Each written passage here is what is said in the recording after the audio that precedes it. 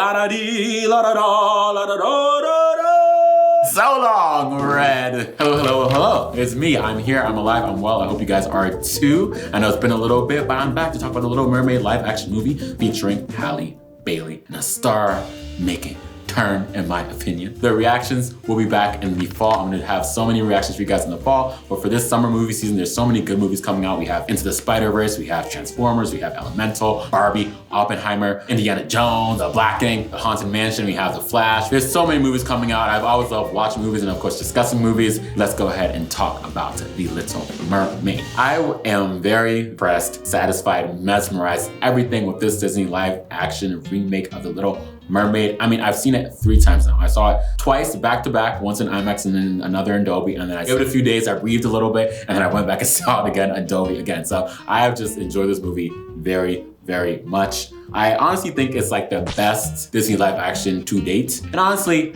Halle did not disappoint, and I knew she wouldn't. Like, that was never in question for me, and hopefully not for anyone else that had a lick of sense. But yeah, I had faith. So Ariel, let's just start there. The acting, the singing, the beauty that is Halle Bailey. I mean, in terms of the acting, it's already like hard enough to act with lines, and then the fact that this movie, half of it, she wasn't able to speak, but the thoughts were being conveyed, the emotion in the eyes, the curiosity, the love that was radiating off of her, it was just so good. I loved how they focused more on her desire to like explore and the sense of adventure, and also like getting to know the humans and not just entirely transfixed on Prince Eric, because that was kind of like one of my gripes with the original movie when I watched it. I was like, she gave up her voice for a man, though that wasn't even the case in the first one either. In this one, I think they did a better job of really fleshing that out, and it was really making it more like, no, she just wanted to like get to know more and explore and have adventure and all that. And her even just like arguing with her dad and her sisters about how like humans aren't all the same and like they shouldn't be treated as such. The sister being upset about the shipwreck, and she's like, well, they didn't probably intend to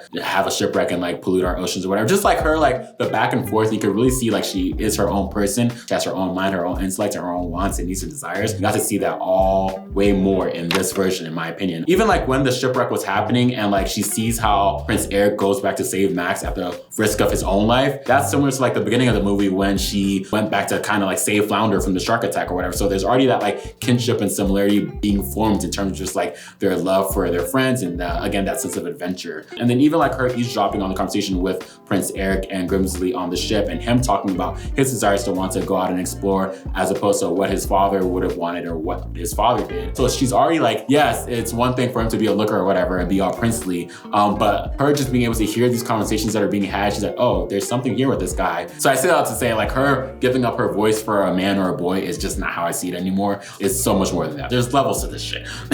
I'm gonna be jumping all over the place, don't mind me, but like the ending when Ariel like discovered that she had to like stop Ursula from getting married to the prince or whatever, and she was like running up the castle side hill to get back up to the castle. I was thinking of 2 things. I was like thinking of one, like, you know, the Kate Bush running up the hill song, but then also I was thinking of, I think it's like the Tyler Perry, like Why Did I Get Married movie, when the lady up with the cliff, she's like, I don't know what's going on, but I'm going up this mountain to save my man. I don't know what this is all about, but I'm going up this mountain to save my marriage. I was like, come on, Halle.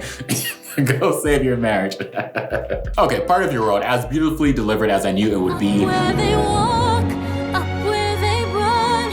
At every showing I went to, there was applause at the end. We've already heard the song. We heard the great opt-up that they put in the trailer in the promotional run, but we didn't care. We were gonna clap and cheer and celebrate it all the same because it was just so beautiful, and now seeing it within the context of the story and the full thing, just so good. When she was like on top of the rock, you know, singing her like determination, like I want song. I kid you not, when in my first showing, it was an IMAX showing, when she gets to that huge, loud soaring note with the water behind her and all that stuff, it blew the audio out in my theater. There was a few people around me, we were all looking at each other. It was like distorted for a sec. It was like a little weird. I was like, oh, the impact of her voice, the siren song, not you messing with the speakers in the IMAX theater. And I saw it again in Dolby right after, and it was like perfectly fine because, you know, Dolby has like the good audio or whatever. I was like, not Halle Bailey's voice blowing out the speakers. Iconic. Speaking of music, oh my God, for the first time, it's a new favorite. As I wait for the first time, here for the first time. I I've listened to it at least 100 times since leaving the theater. It starts off with the curiosity, the wonder, the upbeat, the tempo, you know, having a little dance and dun, dun, dun, dun, dun, dun, dun, and you know, going through it, the build up, and then she finally gets face to face with Eric. It's not what she thought it was gonna be, and then it comes down so depressingly.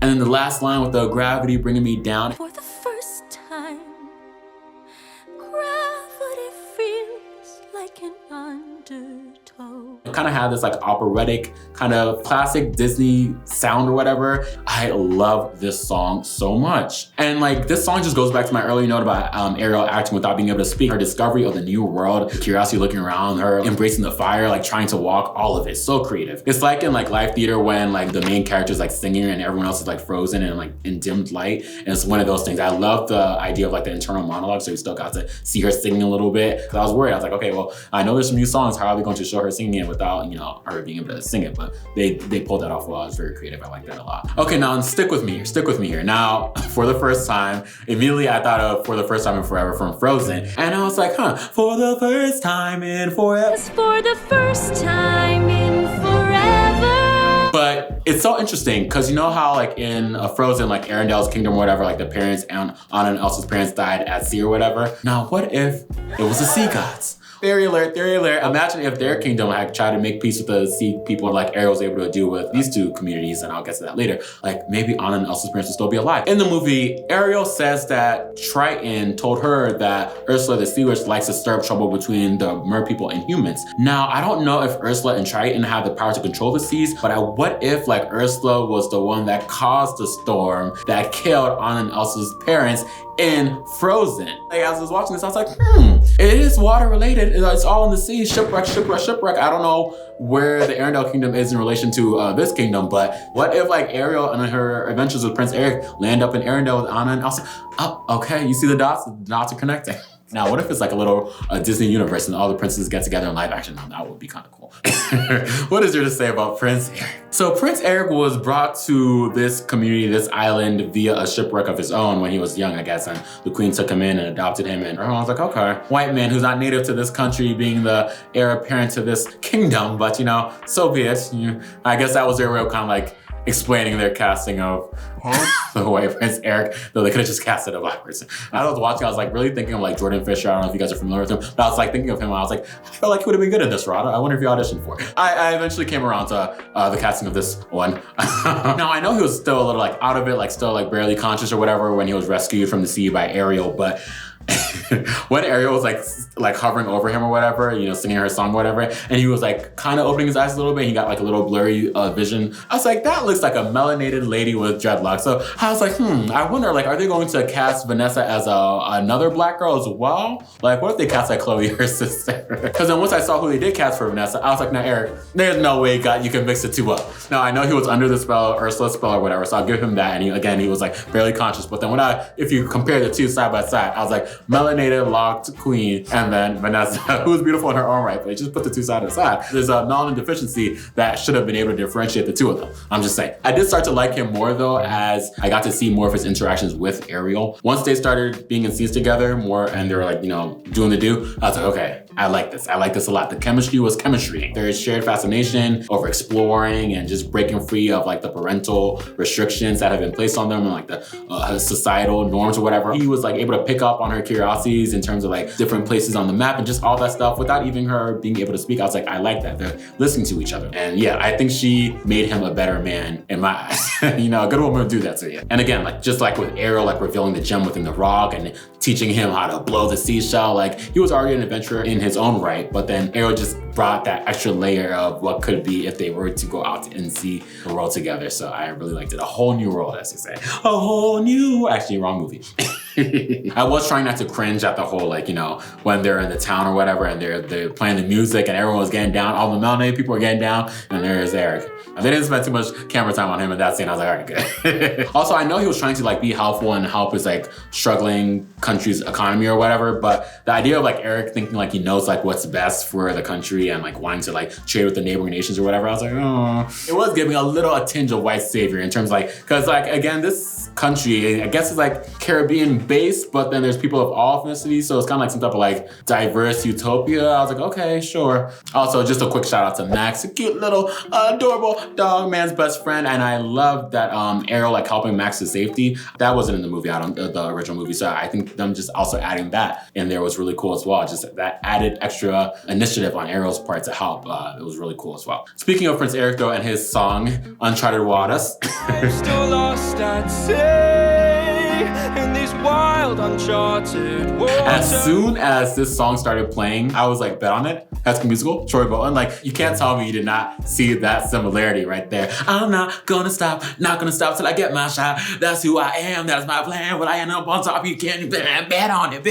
It was just right there in my face. I was like, literally, that is crazy. Like, from the fast shots of him like going up and down the hillside to the declaration of determination to like get what he wanted and like the love of it. I said, Troy Bolton, who?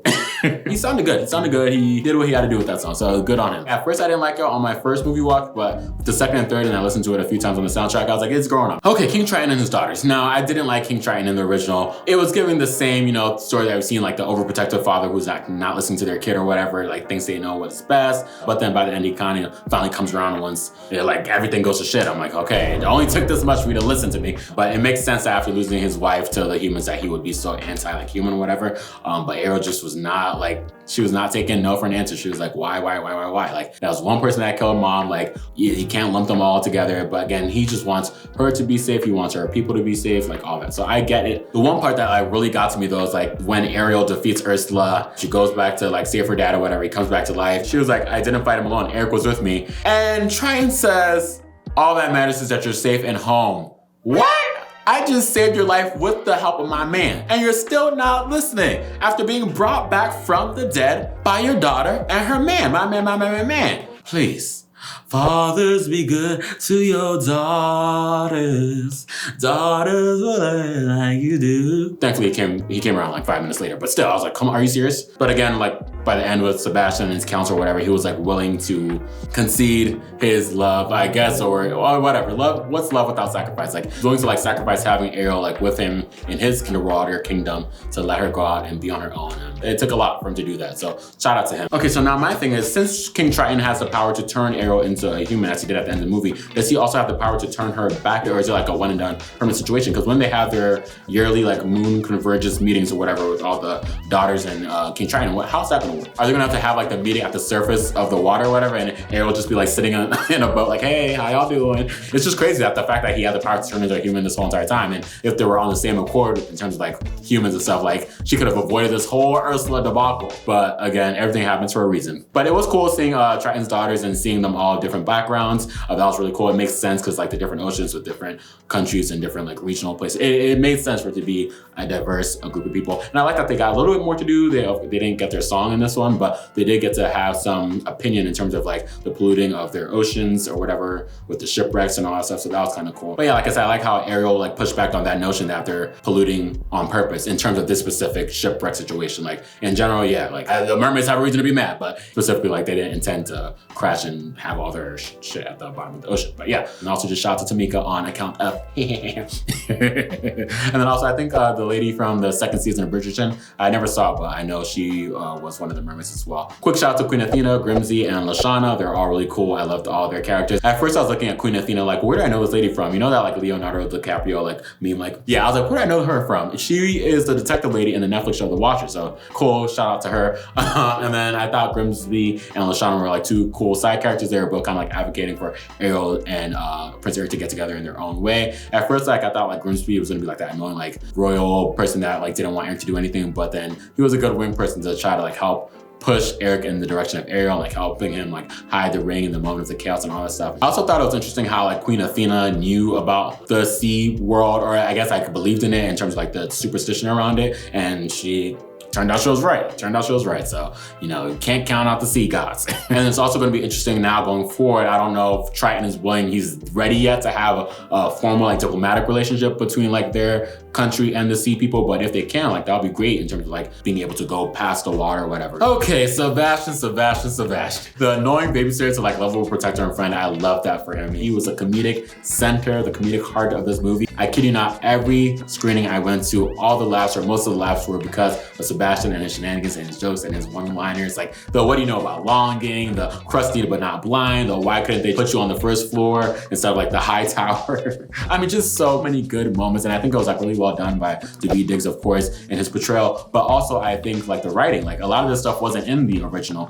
so this is like new writers like adding more life into this version of the movie, so that's why you need to pay your writers, studios, because you know it's not as easy as it looks, and it brings so much more to the movie. Honestly, like the whole visual of Sebastian did not take me out of the movie at all. Like at first glance, it might have been like, oh, like this is a little weird, especially when they get above land, but overall, like it was perfectly fine. Like I wasn't even worried about that because he was just so funny. His songs, Under the Sea. Under the sea, under the sea. Beautiful melodic concoction of fun. You know, honestly, it's so interesting. Everyone that was like complaining about the color grading when the trailers were coming out and the promotional stuff. And I really was never really bothered because I felt like it was intentional, right? From Ariel's point of view, and like realistically, the ocean is like a dark place, like not a lot of sun, yada, yada, yada. And that may like, the way Ariel feels about the ocean in this current moment may be how they decide to like show the ocean, right? But then you have Under the Sea from Sebastian's point of view and Sebastian and friends, and they're like loving the ocean, they're praising the ocean, they're celebrating the ocean, and it's beautiful colors everywhere. Like it was so colorful, so beautiful. So it's like you're singing it from Sebastian's point of view in this upbeat, fun song about how the ocean's so great. It's gonna be colorful and amazing. If you're singing it from Ariel's point of view, of course it's gonna be a little bit more dark and depressing. Like let them do what they need to do to get the point across, to set the tone of the song and how the characters are feeling in that moment. So it was really cool seeing it now in the context of the story. And again, this song is just really fun and upbeat, and yeah, that definitely got an applause. And yes, I forgot to mention that. So Part of the World got the applause, Under the Sea got an applause. Uncharted Waters was the first song that didn't get any applause in any of my songs. It was a good song, but I think in the moment on first listen, that song's a grower, so yeah. But back to Sebastian and his songs. Also, Kiss the Girl. Watching this song sequence definitely gave me hope for the Princess and the Frog live action, however they're gonna end up doing that one. I just like, yeah, like imagine this in the bayou of New Orleans with Ray and Evangeline in the sky and all that. Oh, it's going to be good. I'm excited for that one whenever that one comes. That one will definitely need some story rewrite, so you know, writers better be getting paid by then. But like visually, like just mesmerizing. Like I love the uniqueness of how they incorporated like the nature into it. That was really good. The comedic moments of like Scuttle, Sebastian, and Flounder singing, and like Scuttle like screaming. And like I said, Sebastian like whispering into Eric's ear, all of that was amazing. Like who wouldn't fall in love under these conditions? Like, well, actually probably not me, because honestly, like I know those mosquitoes were biting them up, especially like Ariel with like her fish smelling skin. In order for me to fall in love under these conditions, I need some off spray, I need a mosquito net, maybe like a portable fan, some wine coolers, some chips, something. And then add on top of the singing of it all. Perfect. But also the name reveal with like the Aries star in the sky, and then like Eric singing, and then Ariel like putting her finger to his lips over and over again. So I was like, oh. I said, Ariel got a little wrist to her, got a little flirtatious charm. I said, wow. Now, Flounder was the one character where I did feel like we lost some of the cuteness and the adorableness of him. I just feel like he needed a little bit more yellow, maybe a little surgery around the lips and the eyes. Something lost in translation when it came to Flounder. His character's always been interesting because like, of course, like once they moved to on land, he can't be with them. So, but I think they incorporated him well where they could. Like I said, with him being on the oar, and like Scuttle had him under her arm to like keep him up. I was like, I love that. And then him just like popping up anytime they were by the water. I love that a lot. That was really cool. I think Jacob Tremblay did a great job. I don't know when they did the recording for this, but it still seems like a younger Jacob Tremblay compared to like when the movie actually came out. So I don't know, maybe this was like years ago that he recorded this, but it was good. Now I do feel like out of all of them, like Scuttle, Flounder, and Sebastian, like Flounder's probably gonna miss Ariel the most because that was like her ride or die. Like they were like best buds, like always going out on an adventure, sometimes against his will, but you know, he enjoyed it. I'm sure he did. And I was like, Ariel's going off to be with her man or whatever. Like, oh, I feel like Flounder's gonna miss her. Like he's gonna definitely keep that Little Mermaid figurine with him. But like what if like, okay, this is a little dark. I probably shouldn't say this. But what if like, while like Ariel is gone, like next time she comes back for like the moon meeting or whatever, like she finds out that Flounder got eaten by a shark. It's so wrong. It's so wrong. But I mean, that's the circle of life. Like literally, like Scuttle was eating fish and like the shark almost ate Flounder. Like, what if by the next time Ariel comes back, Flounder is dead because he got eaten by a shark? How would she feel? The sequel, Flounder's Funeral. Oh, that's low. Okay, let's not think about that. Oh, all right, Scuttle, Scuttlebutt, Scuttlebutt. Oh, Aquafina. A little jarring at first. I'm sorry, I'm not gonna lie, but then you get used to it because you have to. I did like Aquafina in The Farewell, her indie movie, and I've liked her in a few things, you know, Crazy Rich Asians and the Marvel, Shang-Chi, and some other stuff. But her Scuttle had some cool comedic moments, and I think like, you know, with the whole like killing Prince Eric and like, you know, what is it different about you as she was like on Ariel's feet or whatever and all that stuff. Yeah, and then her like singing during Kiss the Girl, like there are some cute moments. Like, yeah. The Scuttlebutt song. I got that scuttlebutt. Hurry up. You'll be like, what? When I drop that scuttlebutt. I'm sorry, but I could not help but enjoy the Scuttlebutt. Like, it was just catchy. It was at first, when it first started, I was like, ugh. But as it was going on, I was like, this is catchy. You know, I could tell Lin-Manuel Miranda, the man that he is, was all over this song, especially once they started rapping. I was like, oh, yep, there's Lin. Like, by this point in the movie, I'd already like settled into the whole Aquafina of it all. So I was able to like enjoy the song for what it was, like her like trying to get the gossip on Prince Eric marrying Vanessa or whatever. Like, it was cool. And then when Scuttle and Sebastian started dancing on the bed and they were like shaking their butt, they're like, da da da da da da da da da, Scuttle. It was good. It was good. It was fun. It was enjoyable. Now, I mean, I've waited long enough. We got to talk about Ursula. Body language, or lack thereof. I think Melissa McCarthy as Ursula did as good as a job as I thought she would. I mean, yeah, Melissa McCarthy is a good actress in her own right, you know, Bridesmaid and some other stuff. But I think she did a good job. I really did. I loved her honoring Pat Carl's wonderful voice creation, but then also making her own and with the certain comedic elements that I felt like her reaction to being called a sea witch, and like when she like was fading away and then she's like, yes, came back. Oh, and then also like when she's like looking for the potion concoction, she couldn't find it and she was like in that rage, and then she found it, she's like, oh, because we've all been there. So that was cool. That was cool. So part Melissa McCarthy, part the writers, all that. So again, pay your writers. I love the dark depths of Ursula's layer, like just seeing how far down Ariel had to go to get to Ursula's layer. Like, dang, like this is devoid of any life, any sun, anything. But it was cool with the contrast of how dark it was, the neon colors of like the blues and greens and purples of Ursula's like tentacles and just the potions and all that stuff. Now, I did miss the body language line. You have your looks, your pretty face, and don't underestimate the importance of body language. And I was like, okay, why did they take that out? I was like, okay, I guess. Like, but she did do the little like, you know, I was like, okay, that's cool. Like, but again, like the body language line was in the movie back then when kids were watching it. So why would you need to take it out now if there's still just kids watching it? Well, and grown people like us.